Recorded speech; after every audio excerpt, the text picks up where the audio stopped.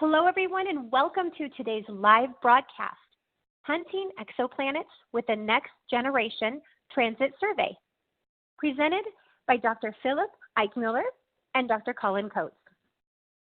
I'm Christy Jewell of LabRoots, and I will be your moderator for today's event. Today's educational webcast is brought to you by LabRoots, and it's sponsored by Andor. For more information on our sponsor, please visit andor.com. Now, let's get started. I would like to remind everyone that this event is interactive. We encourage you to participate by submitting as many questions as you want at any time you want during the presentation. To do so, simply type them in the Ask a Question box on the left side of your screen and click Send. We will answer as many questions as we have time for at the end of the presentation. Now, if you have any trouble seeing or hearing the presentation, click on that Support tab down at the top of your presentation window, or report your problem by using the Ask a Question box. This presentation is educational, and it does offer continuing education credits. Please click on the Continuing Education Credits tab and follow the process to obtain your credits. I would now like to introduce our presenters, Dr. Philipp Eigmüller, scientist at the DLR Institute for Planetary Research, and Dr. Colin, Research Product Manager, Andor. For complete biographies on our speakers, please visit the Biography tab at the top of your screen. Dr. Eigmüller and Dr. Coates, you may now begin your presentation. Thank you for the introduction and giving me the chance to present the Next Generation Transit Survey, NGTS, in this webinar. So I would like to take this opportunity to explain a little bit about what we are doing with the Next Generation Transit Survey, what the Next Generation Transit Survey is, and why I think that it's so exciting to search for exoplanets. So before I start, I would like to say a few words about the project. So we are 8 institutes collaborating in this project. It's a European collaboration, mainly from United Kingdom, Switzerland, Germany, and then we have a collaboration with Chile community, as our instrument is sited at ESA site in the Atacama Desert. Why are we looking for exoplanets? Exoplanets are not only of interest to find life or look for aliens out there, but actually what exoplanets allow us is to take the solar system and put it into context. Until a few decades ago, we only knew like the planets around the sun, only one planetary system. And of course, if you look at it, you can say either it's a unique system and there's no other planets there, or you could say, of course, we expect if we see it like this in our system, then all other stars might have similar systems. So what exoplanets allow us is to see, is this really the case? Are there the other systems, do they look the same as our system, or are they completely different? And of course, what they allow us also is to look into planetary evolution.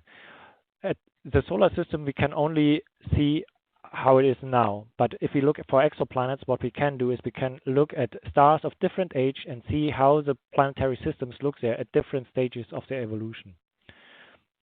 If we search for exoplanets, the parameters that are interesting for us in regards to the evolution and planetary system formation are the occurrence rates, so that we see how many planets are there around different types of stars, how many rocky planets do we have, how many gaseous planets. Do we have the same thing as in the solar system, that we have the rocky planets closer to the star and outside these bigger gaseous planets, or is it different in extrasolar systems?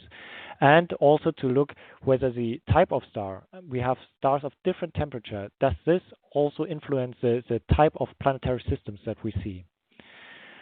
If we then go further and have these planets detected, what of course we want to do in the end as a goal for the future also, but also starting right now, is to look into the atmosphere of these planets.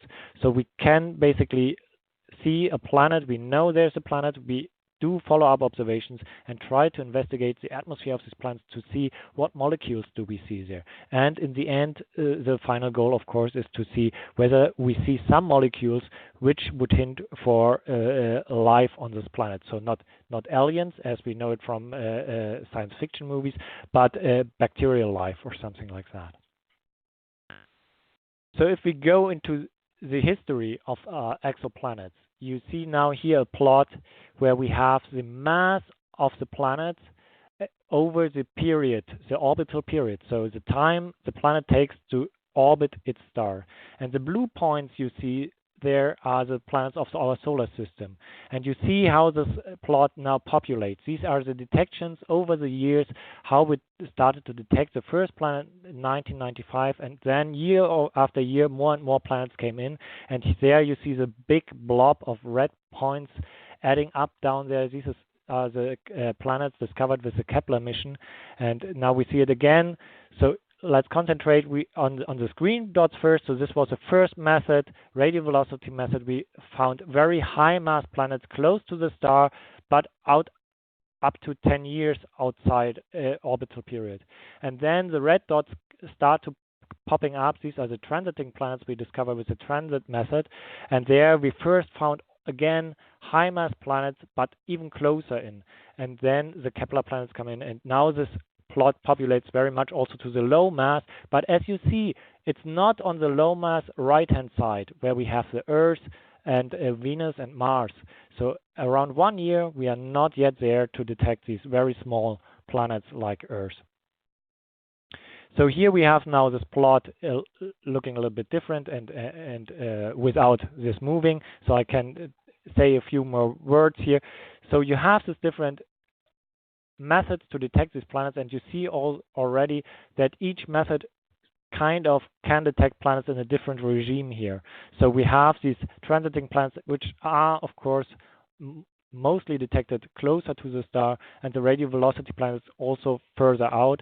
And then if you look at the purple points in the right upper edge of this plot, these are direct imaging planets. So this is basically really planets which we have actual image of. But these are really far out, because if they're too close to their star, the star is too bright, we will not able to see those. And if it's also important to mention that these are mostly very young planets, where the planets are still bright and very warm. So if we go to the different methods, so the two methods I would like to mention today are the radial velocity method and the transit method, because these are the methods we are using in our project. So the radial velocity method actually takes a spectrum of the star. So what you can see in this plot is that the planet is not only moving around the star, but actually the planet and the star are moving around a common center of gravity. And that means the star that we can see and that we can observe is actually moving. And as you know from, or might know from the Doppler effect, is that a moving object, if it's coming closer to you, it will be blue shifted. If it's further going away from you, then the light gets red shifted. This is demonstrated here with these spectra moving left and right. And by measuring these small black lines, these are absorption lines in the stellar spectrum, by locating these spectral lines very precisely, we can measure the movement of the star, and from that we can basically say, okay, the star is moving, something needs to disturb the star, and this needs to be a planet with this and this mass, because this effect is directly dependent on the mass. So combining this method with the transit method is the best thing you can actually do, because the radial velocity method only gave you the minimum mass depending on the inclination that you observed. But we don't know how big the planet is. We only know the mass. And now with the transit method, where the planet is transiting the star, you see on the right-hand side a Venus transit, and on the left-hand side just a artistic impression of a transit. You see that the planet, when it is in front of the star, is blocking the light of the star. A Jupiter around the sun would block around 1% of the stellar light, and this is something you can easily observe. But you can imagine that it's quite hard to find planets that are very far out, like the Earth is, because of course the Earth would only transit once per year, and only if you ride directly in the line of sight. The problem is, the further you are out, it is already small inclinations might get you out of line of sight, and then basically you will not see the transit happening. Now, if a transit is happening, we can see how much the light is basically dimmed, and we can say, okay, we have this and this radius, and we know the inclination, and together with this, with the radial velocity method and the transit, we then can say, okay, we have this and this mass, and this radius, and so we can get directly the mean density of the planet. So from stellar classification, where we observe the star and look at the spectrum of the star, we can determine the mass, radius, and temperature of the star, and with astroseismology also the age of the star, if we have this data available. Then with the RV, we get the mass of the planet, and the transit gives us the radius and the inclination, and then we can make such a plot as you see on the right hand side, where we basically give the radius over the mass. And what you see here is different lines drawn for different compositions. So the red line at the bottom shows the density of a pure iron sphere. So we would not expect something more dense than this.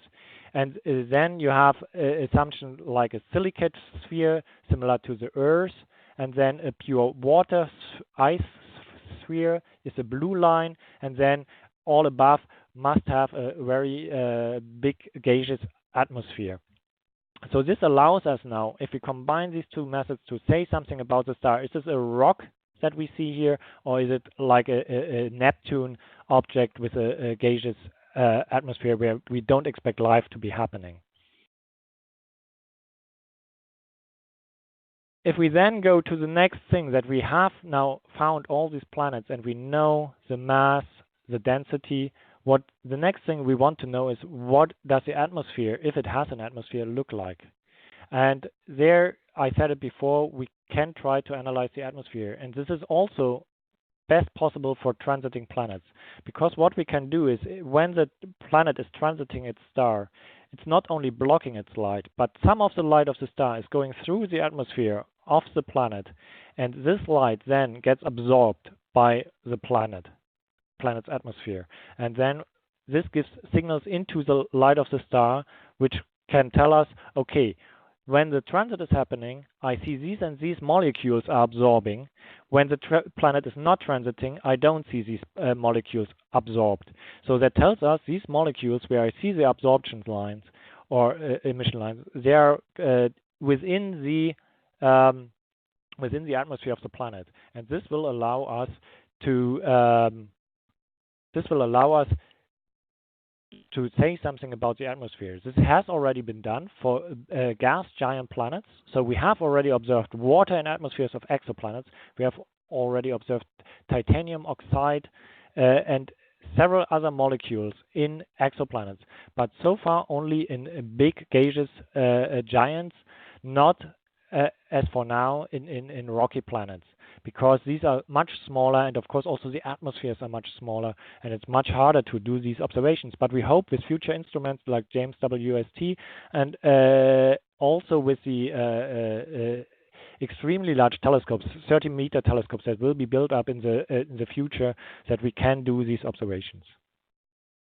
So as for now, over 4,000 exoplanets are known, and we have, for I would say a few hundreds, we have the mean density.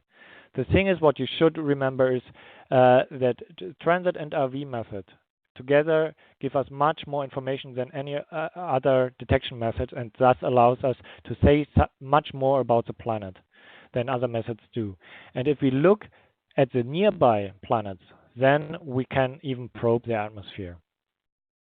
So now let me say a few words about the NGTS instrument. So the NGTS telescopes is not one big telescope, because for the transiting method, for the to detect a Jupiter around a star, the signal with 1% is quite obvious, even to detect with a small telescope. So the first ground-based or very successful ground-based project was a WASP, Super WASP project, where they actually used Canon photo lenses to do these observations, and they found lots of hot Jupiters around these planets. What we now want to do is to go to smaller planets, to Neptune-sized, super Earth-sized planets, and thus we use a little bit bigger telescopes, but not too big, because if you use very big telescopes, 1 meter class telescopes, or even larger ones, you will look further away. You will go to fainter stars. And this is not what we want to do. We want to have a wide field of view where we have lots of bright stars in our field of view, which we can observe and find planets around those. Later, for the follow-up for the radial velocity method, there's a very big telescopes then are needed. There you need much more flux for the spectral observations, but for the photometry, small telescopes are good, but you need to observe lots of sky, and therefore we use not one telescope, but 12 telescopes. So we have 12 completely robotic telescopes, each with an aperture of 200 millimeters.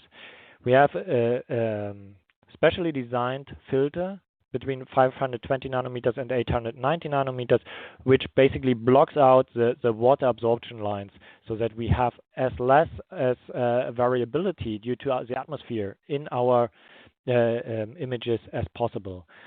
This is also the reason why we are in Chile in the Atacama Desert. We are quite high, 2,600 meters. It's a dry place, very dry place, and very constant atmospheric conditions there. Of course, also very less light contamination from or light pollution from civilization, and of course not so much clouds, but also very stable atmospheric conditions in regards to the water vapor in the atmosphere. We use an Andor Icon L camera. I think the next speaker, Colin, might talk about this a little bit more.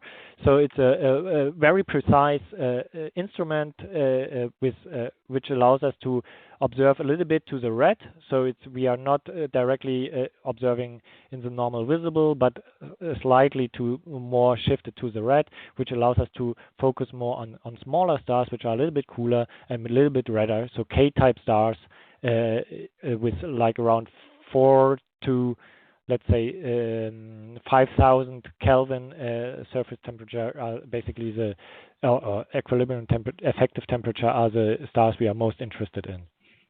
And the CCD is cooled with a 4-stage Peltier cooling to -70 degrees Celsius to have as low dark noise in our data as possible. So this is now our, here you see our telescopes, and you see from the first observation. So this is over 156 nights. That's basically one field observed over a whole season. Over 200,000 images were taken for this one field. So we observe one field for the whole season. We have like 10-second exposure time.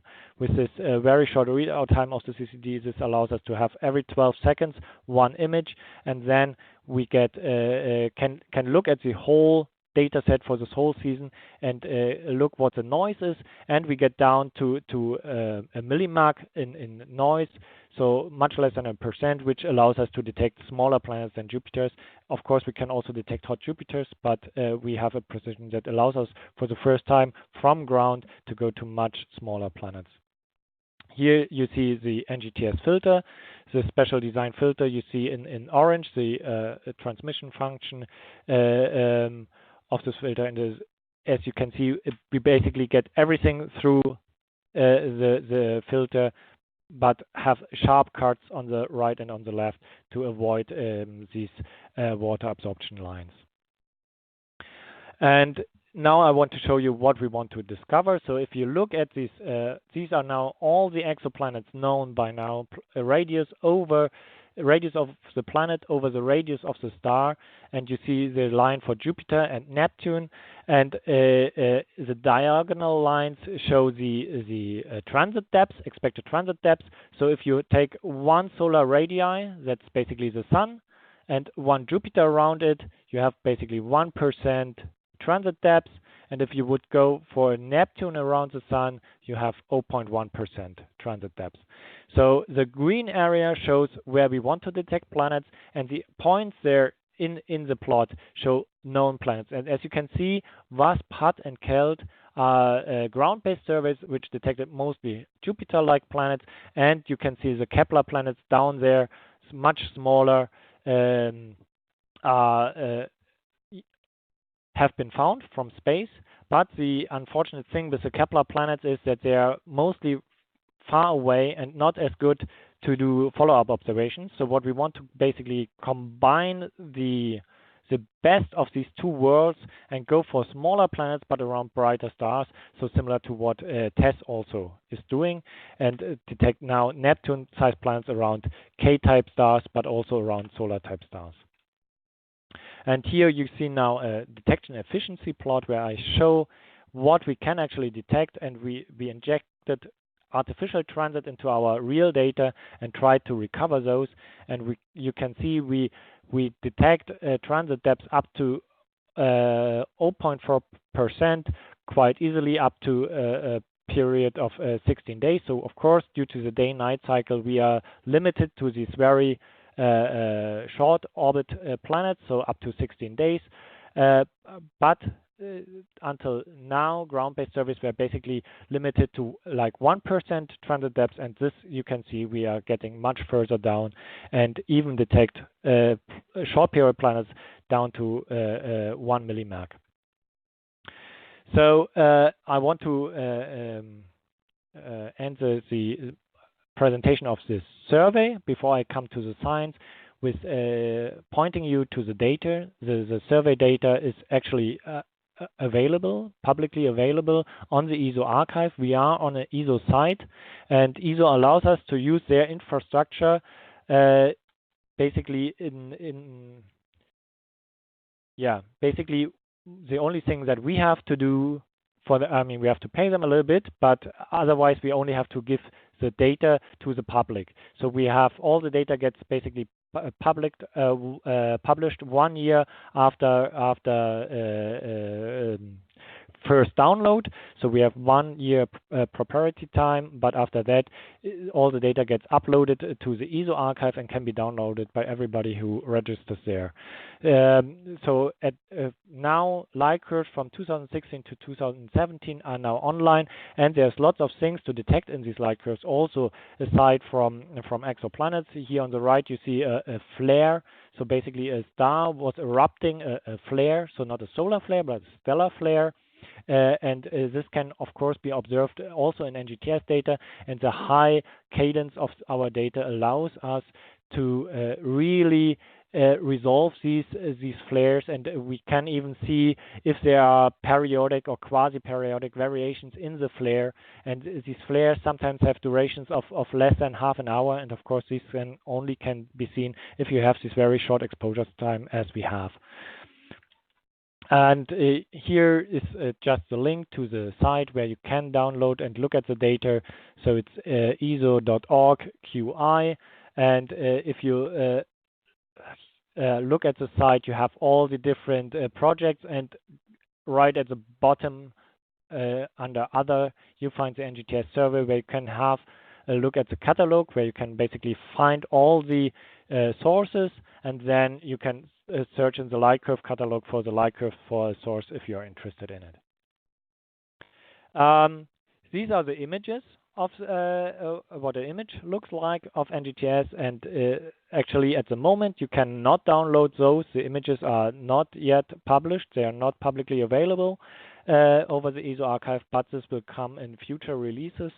And all these images then will be publicly available, and you can basically do the analysis yourself. You can look at transiting or objects that are moving through our aperture, whether it's asteroids or near Earth objects or anything, what you want to look for. You can then, in the near future, you can look at all these images. But of course, it's a lot of data, and you need to have a good bandwidth to download all the images. So now I would like to come to my last part of this presentation, and that's about the science, what we have done so far, what we have published already, what we have found.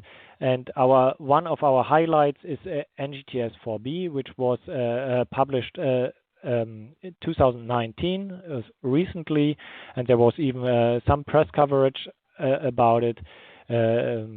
I don't know whether it was covered in other regions. Basically, I know that it was very much covered in the UK and Germany, as these are basically our main, and Switzerland, of course, where we have our main collaborations happening. But maybe you have heard about it. So it was called the Forbidden Planet. I will come to that title a little bit later.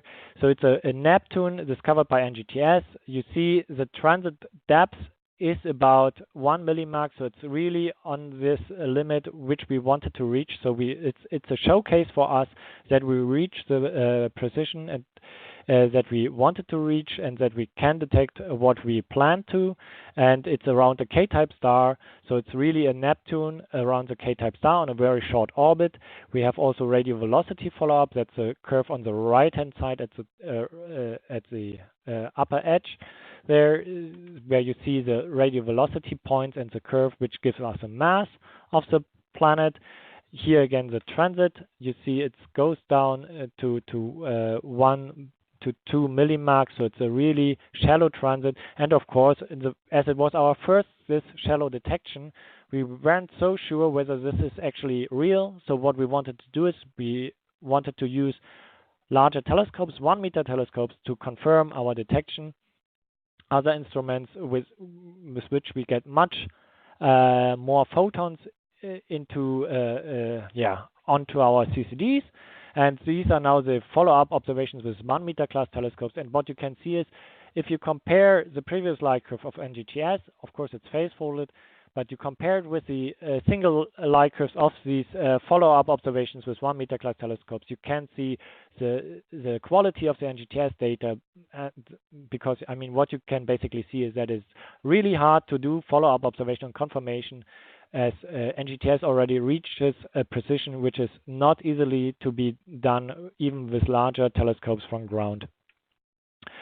Of course, the radio velocity and the combination of all these telescopes gave us quite a clear view on what we have here, and that the planet is real, and that we have a mass and a density. And you see now here this plot, similar to what I showed before. You have the radius of planets over the mass of the planets on the left-hand side. You can see it, and the red dot is NGTS 4b, so it's right on the water line, so it would fit perfectly to 100% water planet. But of course, you could imagine also that it's a rocky planet with a gaseous atmosphere, or small core, heavier core, and then even more atmosphere there. So it's a kind of a mini Neptune, super Earth kind of planet. And if you look here to the transit depths on the right-hand side, this plot again shows what we reached with the survey. So just to show how good NGTS is compared to other ground-based surveys, you see these dark black points. These are the planets discovered from ground with other ground-based surveys, and the red dot shows NGTS 4. So you see we are really going down in what can be detected from ground. The gray dots in the background were the estimated detections by TESS, but this is only simulated detection so far. So this was from the proposal of the TESS satellite. So we will get basically into the same regime as the TESS satellite from ground. And now I would like to say a few words about why this planet actually is called the Forbidden Planet. So if you look at the planets that have been discovered so far, all planets, ground-based and from space, but you look at them in regards to their radius over the equilibrium temperature of the planet. So that means the equilibrium temperature of the planet is basically the temperature that the planet gets just from the insolation of the stellar light. So if it's closer to the star, it gets hotter. If it's further away, it gets colder. And here you see the temperature, and you see clearly two populations. You have one population in the top left edge, this is basically the hot Jupiters that you see there, and on the right hand downwards you see another population. These are basically Earth-sized planets, and you can see that they're in between. There is a gap, and although we know that we have kind of a observational bias for the hot Jupiters from the ground-based surveys, we know from Kepler, where we don't have this bias, that actually this gap is real. So there is actually some there are areas in this diagram on the left side where you see the word subjovian desert, where actually are much less planets than in other regions of this diagram. And basically what we see there, the planets that have been found there are all evaporating. They are basically dissolving. They are due to the high insulation from the star, the atmosphere is basically blown away. And here we see the radius of the equilibrium temperature. But if you look at the next plot, which shows the mass over the orbital period, which is basically the same, so it's how far the planet is away from the star. You see that in this region where NGTS 4b has been discovered, basically no other planet can be found. You see here now much less planets than in the plot before, and that's basically because of the Kepler planets. Lots of those are so far away that we have problems determining their mass, and we can only say something about their radius, and that's why you see much less planets here. But even though you can see that you have lots of planets downwards in the super Earth regime and lots of planets upwards in the hot Jupiter regime, but in between for the hot Neptunes we actually are missing planets. We don't find these planets, and NGTS 4b is one of the planets that is right there. Another interesting planet I just want to mention shortly is NGTS 5b. It's a very low density planet, so it's a inflated planet. It's very large. So here we have a much nicer light curve, as you can see on the top left, bottom left side, and there you can basically see that we have a clear transit there. It's 2%, so it's like 10 times deeper than for the other for NGTS 4b. But when we try to measure the mass, we actually see the mass is not that different. So it's a low mass, but with a large planet, low mass, large planet, so low density. And if we look now here on all the planets discovered so far, so again, these are all planets discovered, and what is plotted here is the density of the planets over the equilibrium temperature. And what you can see is that NGTS 5b is basically on the lower edge of what seems to be possible. So there are not much more planets that are at such a low density. And this is, of course, also giving us insights into planet formation, planet evolution, and all these planets will give us hints in what is possible, what mechanisms are working in the background, what do we need to explain with these mechanisms. So what we do normally then is we look at models that are out there.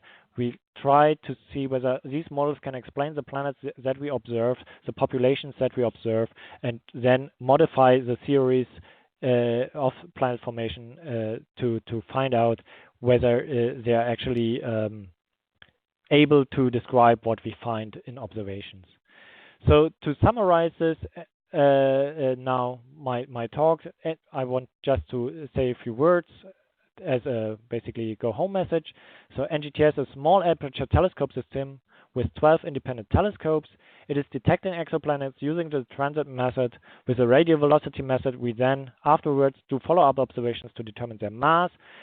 We are probing with the NGTS the subjovian desert, where only few planets have been found so far, and this is important to find out what mechanisms are working in the background, what is causing these subjovian desert, what is causing this evolution, or what is driving the evolution of planetary systems. And as a last point, the light curves in high cadence are available, and if you are interested in looking at them, you are more than welcome to download the data, look at the data, and dig deep into it and see what you can find. So with this, I want to thank you for listening to me. And now I would like to hand over to Colin, who will continue with a presentation on Andor. Thank you, Philip, for that fantastic presentation. So in my part, I want to, sort of in keeping with the theme of exoplanet discovery using transit methods, I wanted to focus more on talking about the types of enabling detectors which are used in these types of studies. So the title I've chosen here is Detector Solutions for Large Sky Surveys and Occultation Studies. But occultations, could be projected to talk about, any type of detector which looks for photometric variability. So if we just break it down into what we need to image more of the sky first of all. So generally we're talking about larger format, larger area detectors, typically fairly high resolution detectors as well. So what we have on Andor's lineup in this regard is a series of detectors ranging from what's probably been our biggest seller over the years is these 4 megapixel 2K CCDs, which have been used in a variety of exoplanet programs, up even more recently to 6K devices. So, and often then in large sky surveys, you're not just using one detector, you're using, as you've just seen, an array of detectors as well. Now, for anybody who wants to then, break out from the arrays and just start to use one massive detector, of course, there's anybody who's looked into sensor purchases before for building their own cameras would know there's a somewhat non-linear relationship between sensor area and price. So that tends to be very much a practical trade-off when considering the very large detectors. Now, when we come to occultations, or as I said, generally photometric variability, you might want to think about different timescales. So a nice way to break it down is to think about what typically CCDs have been used for in terms of timescales of variability would be ranging from anywhere from tens of seconds or even 10 seconds up to hours of acquisition time. And for the longer exposures, of course, you tend to need very, very good cooling of the sensor. There's also at present some very good red and near infrared enhanced options in the CCD ranges, which have some relevance, and Philip already alluded to some of that during his presentation. More interestingly, in recent years, there's been a growth of a new, in a way new, CMOS has been around for a long time, but what we call scientific CMOS is more relatively recent, and we launched this back as a technology back in 2007 in smaller format devices. And from an astronomy point of view, we would recommend it for photometric and astrometric variability anywhere from milliseconds up to tens of seconds as a general rule. So we're covering between CCDs and CMOS quite a large time range of variability timescales. And interestingly, I'll mention this a little bit later on as well. We're on the verge of launching an even larger format SCMOS detector, which is getting up to the sort of detector sizes that people are more affiliated with the very large CCDs. So we'll come to that in a few minutes. So let's step back and look at the deep-cooled CCDs in a little bit more detail. So as I say, they're perfect for measuring photometric, astrometric variability over tens of seconds to hours. Typical science usages have been in not just exoplanet. CCDs are used very often for wide field spectroscopic surveys and even applications like gravitational lensing. So in Andor's range, our flagship deep-cooled CCDs is called the Icon family, and there's a number of different model types within this range. But generally, they have a lot in common in terms of that they would all cool down to minus 100 degrees C, irrespective of the sensor size, especially when you read out nice and slowly. If you're not in a rush to, read out, you can take long exposures and accompany that with a slow readout, then you avail of some very low noise and high dynamic range capabilities. They're all back illuminated, So they were all maxed at over 90% quantum efficiency. And as I mentioned, some of them are what's called deep depletion and offer very good near-infrared response as well. And they all avail of a permanent vacuum enclosure. So that's important not just for the cooling. I've put a very important point of relevance there. Minimal downtime means that you expect not to have to repump out that sensor enclosure over time. So the camera is designed just to stay on site, observing away, and to minimize any sort of post-sale service time. So the example I'm showing here is called the Icon L, which has been used at NGTS. And it's based on the E2V CCD 4240, 4.2 megapixel device, 13.5 micron pixels.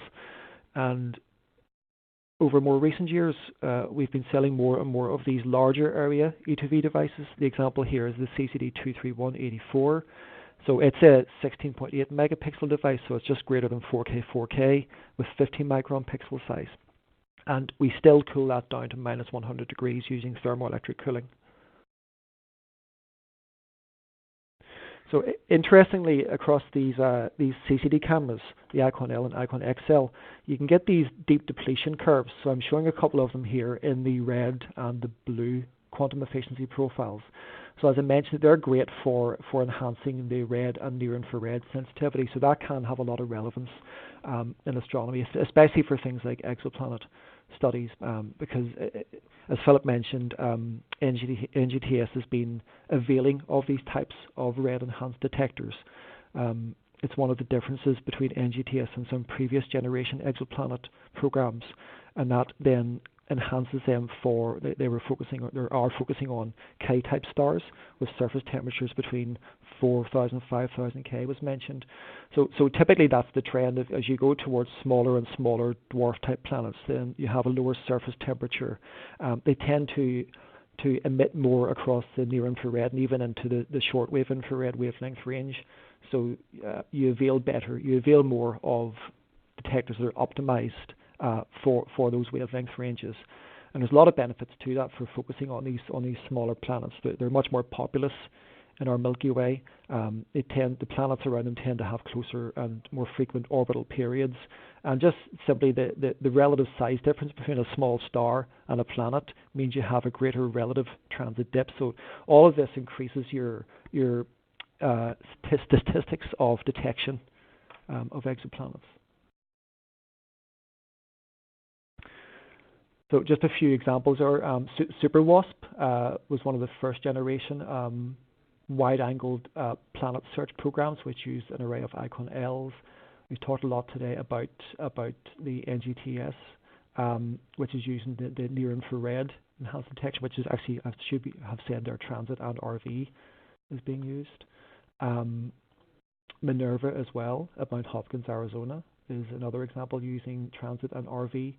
And then more recently, the Icon XL, the 4K device, has been used out in the Antarctic in this Chinese program, the Antarctic Bright Star Survey Telescope. So let's move on to large area scientific CMOS technology. So as I mentioned, it's a relatively recent introduction to the market, and it first started out in smaller devices. And the technology was really introduced, first of all, primarily for microscopy markets rather than astronomy, but there actually has been some good usages of the first generations of scientific CMOS, even smaller platform devices in astronomy programs. So I've summarized the timescales again here because that's quite important in differentiating these from CCD solutions. I've said they're perfect for measuring photometric or astrometric variability across milliseconds to tens of seconds. So if you remember, I was recommending deep cooled, slow readout CCDs for tens of seconds up to hours. Well, here I'm covering the kind of lower, faster time range. And these are just some typical applications I've listed here: near-Earth object detection, a range of different occultation type studies that could be characterizing the Kuiper belt, and even from the tens of seconds exposures could still have a home within exoplanet monitoring. And it's also an interesting technology for lucky and speckle imaging for atmospheric freezing, but over a larger field of view than is achievable than with adaptive optics from ground-based sites. So the technology itself, it distinguishes itself from CCDs primarily in its capability to achieve low noise with fast readout. Normally when you read out a CCD fast, because everything's done very sequentially in a CCD, it really increases the read noise. There's lots of parallel readout on an SCMOS. That has its own challenges, which fortunately are surmountable, but it also is one of the enablers to helping you keep the read noise in check. So you can basically get noise levels that are characteristic of a very, very slow readout CCD, but at massively faster frame rates and readout speeds. So that's the key benefit. That then further enables you to make high resolution sensors and still read them out fast with low noise. So the architecture differs in that there's no charge transfer as during readout as you would normally associate with a CCD. You know, charge is not transferred from row to row, pixel to pixel, and then read out through a common readout architecture. There's a lot more parallel readout, and you don't have the same charge transfer mechanism.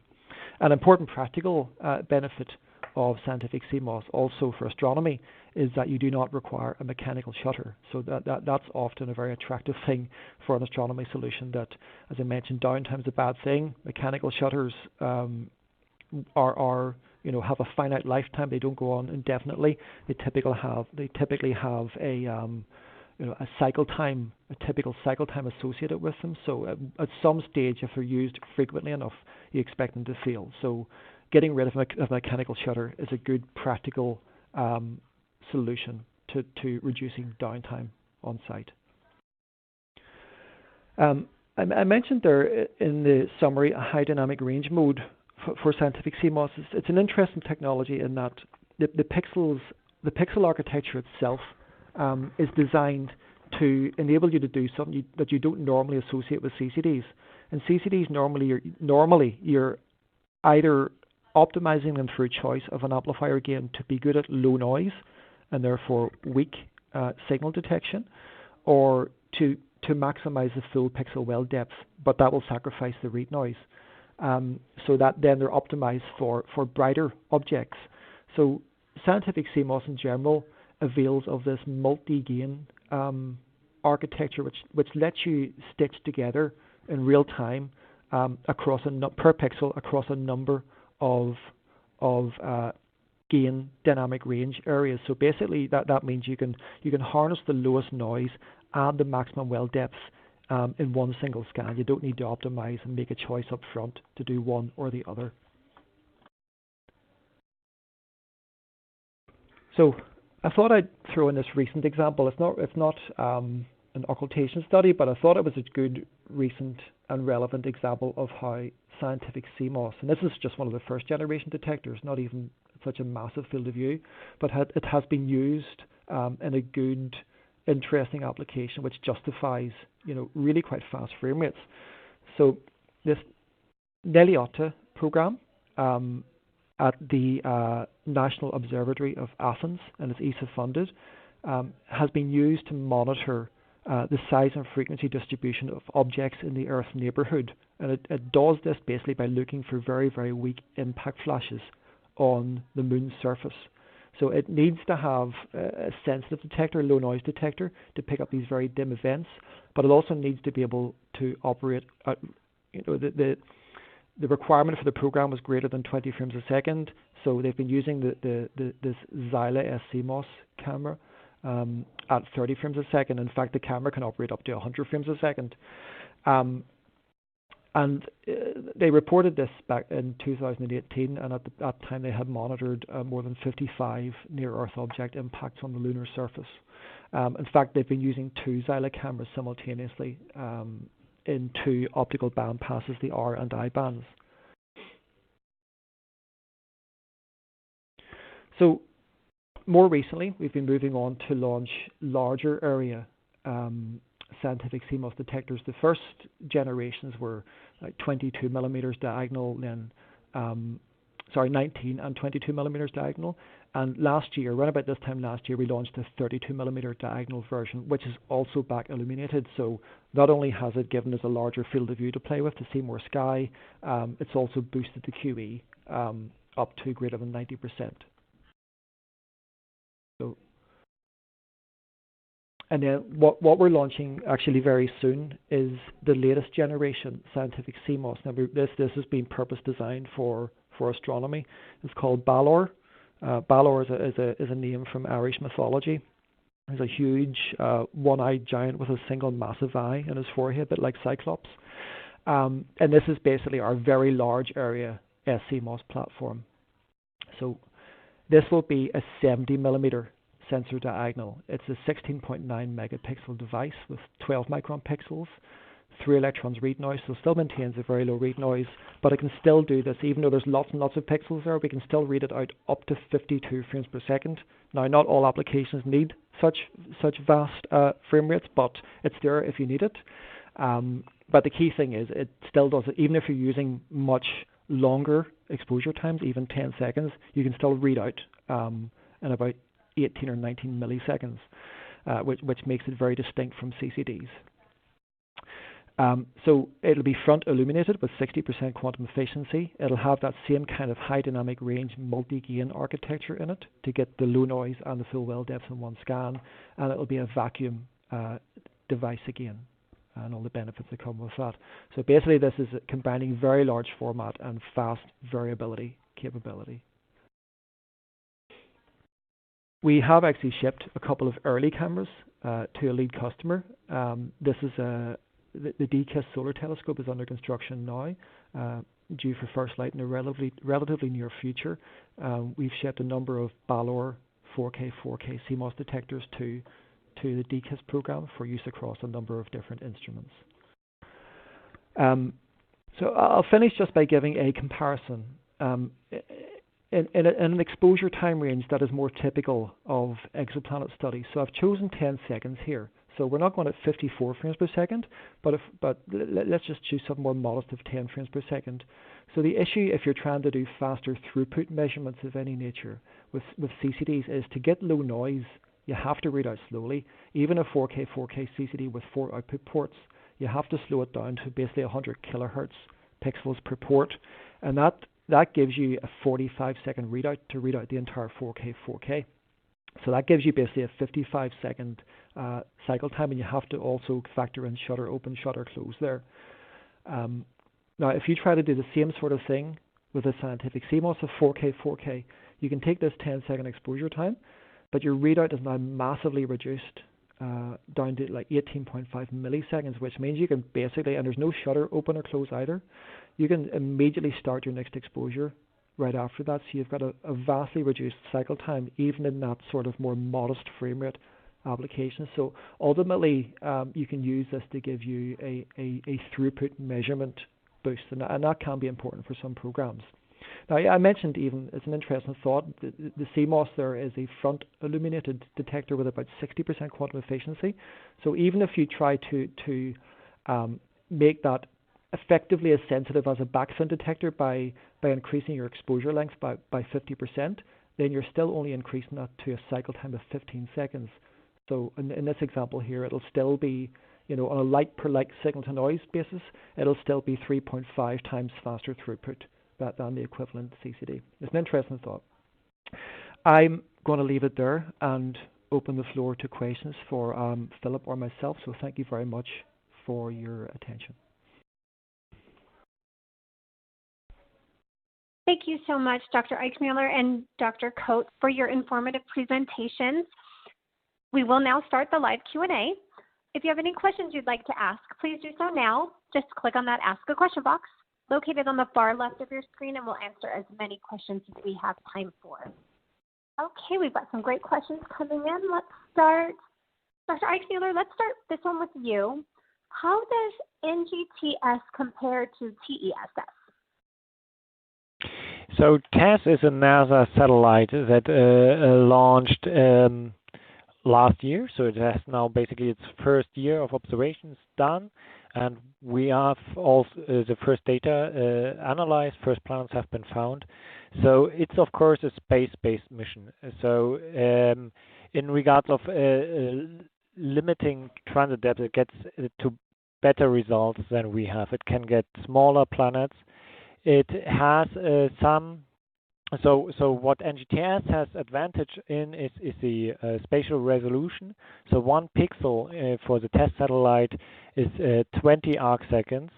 This is problematic if you have many stars nearby to find out which star is actually causing the signal. Is it one of the brighter stars and you actually see a planet, or is it one of the neighboring faint stars and then the signal actually that you see quite a shallow transit is actually much deeper, and it's actually caused by a background eclipsing binary star or something like that. So NGTS can then do follow-up observations, and actually we started to do a program now also to complement TESS observations, look at candidates of TESS, and find out whether we can say something about those and help to identify planet candidates that have been identified with a TESS satellite. Right. Otherwise, of course, TESS is a quite useful instrument. I mean, it's covering the whole sky over its duration, and we will get lots of nice results out of it. But we still see quite a good niche for NGTS to continue and to contribute to the exoplanet science. Thank you. Let's move on to our next question. Now, for how long will NGTS continue? So NGTS was originally planned for 3 years observation duration, and actually we started 2016 with a nominal operation, and actually, so basically 16, 17, 18, we would have already been done, and this already tells you that there seems to be a prolongation, and actually we will continue now for 3 more years, so this is now fixed, so we will have now 2019, 20, 21, and after that we will have to negotiate again with ESO whether we can still operate it and whether we of course also find the money to operate the system. As Colin also said, I mean there's some things with, for example, shutters which need to be taken care of. They can only operate so and so much, and with this very short exposure times, we basically need to travel to Chile like every 3 months or so to replace some of the shutters. And this, of course, takes time of people, work time, and also costs money. And this needs then to be looked at again in 3 years. So for now, we have 3 more years, and then we will see. Thank you. Now, here's another question that's come in. Presumably, NGTS images show distortion across the field of view. How much distortion do you see in terms of the aspect ratio of the PSS, and do you account for it in your photometry? So actually the optical setup of NGTS is quite good. So although we have a quite big field of view, the distortion is limited. So this is also very important for us as we want to have all the stars always on the same pixels, and so too much distortion changing also or might be changing over the night depending on where we actually look like would introduce too much additional noise. So we are quite happy that we have not so much distortion. So in the middle center of the field of view, we get basically a full width half maximum of the PSF of about 1.7 pixels. And this is still so below 2 pixels or around 2 pixels at the edges of the CCD. Okay, let's go for our next question. We have time for a few more. Are updates or improvements planned for NGTS? So the improvements on the hardware side are not planned. So there's so we have the instrument as it is now. I mean there are discussions about whether we can get rid of the shutters. There's software solutions which allow you to do observation without shutter and then basically calculate back the additional delusion you get through if you have exposure while you read out. But this is one thing that's in discussion, but it's not clear whether we will apply this at any point. But what we are doing all the time is looking at our software to handle the noise that we have in the data, to handle also the noise that is not coming from the system, but it's coming directly from the stars. The stars show sometimes additional signals, and of course you want to get rid of this to have the best possible detection efficiency for the planets. And also, I mean, you find normally lots and lots of planets, and what you want to do is you want to limit, or you find lots of candidates, right? And you want to limit the false positive rate. And there's also machine learning algorithms that you can implement to basically improve your detection algorithms. And this is what we are working on. Thank you. Now I'm going to bump over to Dr. Coates for this question. Dr. Coates, do deep depletion CCDs have higher dark current? Yeah, typically they do actually. It's a function of you with a deep depletion pixel, you're basically just creating a greater path length of silicon through which the photon must travel to get it. So it enhances the probability of detection of the photon, especially in the near infrared. But the downside is there's more silicon in there to create thermal charge, which appears just like a photoelectron. So there's all the more relevance for cooling of deep depletion CCDs to keep the dark current, especially for long exposures, to a minimum. Normally, I mean, it really is a function of exposure time as well. Dark current is electrons per pixel per second. If you're going to use, 30-minute exposures or something, then it's a very, very relevant consideration. If you're closer to 10 seconds or 20 seconds, 30 seconds, then it's not nearly as impacting because it is kind of buried in the read noise limit anyway. But it's certainly a consideration, and also when applying cooling, you have to consider some minor trade-offs in quantum efficiency, because there is something to consider there. When you cool a CCD, especially a deep depletion, you have to consider what happens in that near infrared range to the quantum efficiency curve, because cooling can actually deplete your QE profile in the red. So there's a bit of a balance to be struck. So a lot needs to be considered, and it very much depends on your acquisition times. Thank you for that. And we do have time for one more question, but I'd like to remind the audience that any questions we did not have time for today and questions that come in during the on-demand period, they will be addressed by our speakers via the contact information that you provided at the time of registration. Okay, our final question today. Do you have also a CMOS cameras with back illuminated sensors?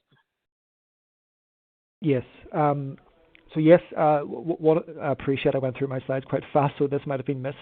One of the slides that I showed talked about a CMOS detector called the Marana. Now, we launched that almost 1 year ago, and it's the detector I mentioned had a 32 millimeter diagonal, and it happens to be back illuminated. So that's, in terms of quantum efficiency, the most sensitive CMOS in our portfolio. But I did make a point at the end. It depends on why you feel, why the program needs back illumination. If it's to reduce the exposure time, if it's to achieve a certain signal to noise target with a reduced exposure time and higher throughput of measurement, then it is worth bearing in mind my very last slide as well, which says that with CCDs, you have quite a long readout time that you have to factor into the overall cycle time and measurement throughput. So when comparing to CCDs, you can actually achieve some very, very impressive throughputs, even with a front illuminated CMOS, just by compensating with a longer exposure time, but still availing of the practically next to nothing readout time by comparison. So thank you. Thank you very much, Dr. Eigmüller and Dr. Coates. Now, do either of you have any final comments for our audience?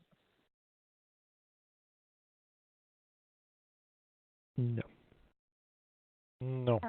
Thanks. No. So thank you very much for everyone's attention. That's much appreciated. Thank you. Yes, and we thank you both for your time today. I'd also like to thank our audience for joining us today and for their interesting questions. And I'd like to also thank LabRoots and our sponsor, Andor, for writing today's educational webcast. Now, this webcast can be viewed on demand, and LabRoots will alert you via email when it's available for replay. We encourage you to share that email with your colleagues who may have missed today's live event.